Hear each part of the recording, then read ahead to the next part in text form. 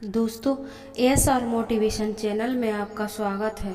अगर आप हिम्मत हार चुके हैं तो इस कहानी से आपको हौसला मिलेगा, साथ ही एक नई सीख भी मिलेगी। तो चलो वीडियो शुरू करते हैं।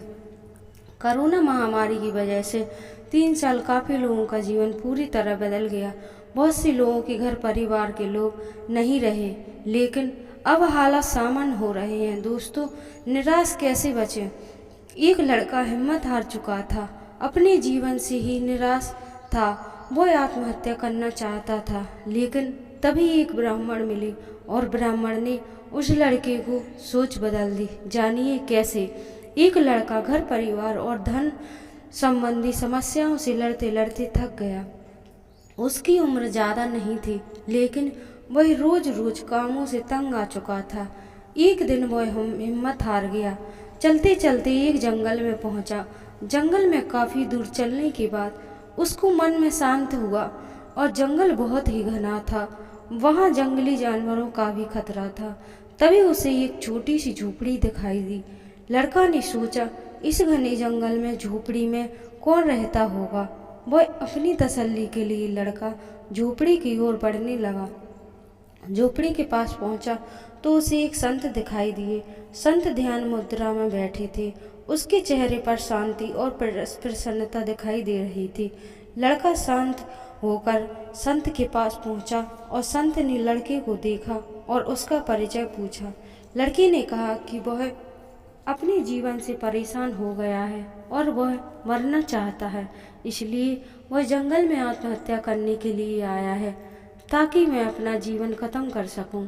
संत ने लड़के की बात सुनी। वह समझ गया कि वह कम उम्र में तनाव के कारण ज़्यादा परेशान है। उन्होंने लड़के से कहा, तुम्हें निराशा से बचना है तो समस्या तो आती जाती रहेगी, एक जैसा समय नहीं होता। संत ने लड़के को समझाने के लिए एक कहानी सुनाई। संत बोले, एक छोटे बच्चे ने एक दिन अपने घर में बांस का एक पौधा और एक कैक्टस का पौधा अपने घर के आंगन में लगाया। उसको बागवानी करने का नया नया शौक था।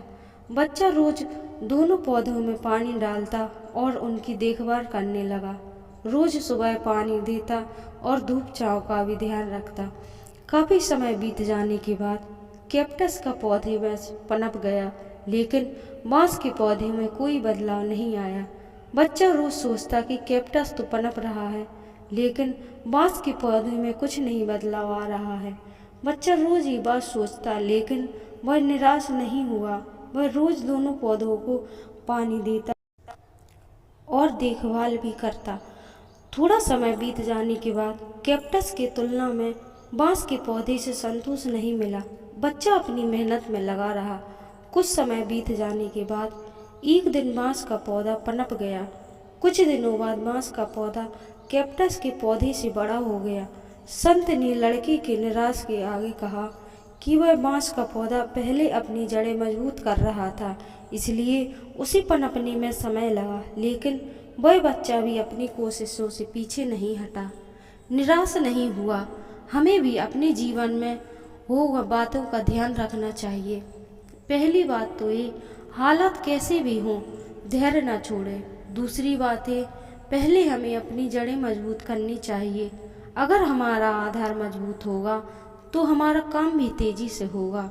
सही सोच और धैर्य रखेंगे तो जीवन में जल्द ही संतोषजनक बदलाव दिखाई देंगे। दोस्तों, जब किसी को जल्द जीत मिल जाती है तो वह जीत कुछ पलों की रहती है, लेकिन जिस इंसान को जीत बहुत देर में हासिल होती है उसकी खुशी काफ़ी समय तक रहती है। इसलिए जल्दबाजी मत करो। जीत जितनी देर में मिलेगी, खुशी ज़्यादा देर तक ठहरेगी।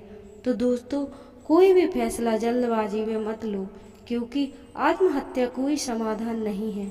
जीवन का समाधान तो समस्या से डट कर सामना करो, समस्या को ही हरा दो। तो दोस्तों, खुशी भी आपको दोगुनी मिलेगी। उम्मीद करेंगे कि वीडियो आपको ज़रूर पसंद आए। अगर पसंद आए तो प्लीज़ हमारे चैनल को लाइक सब्सक्राइब ज़रूर कीजिएगा।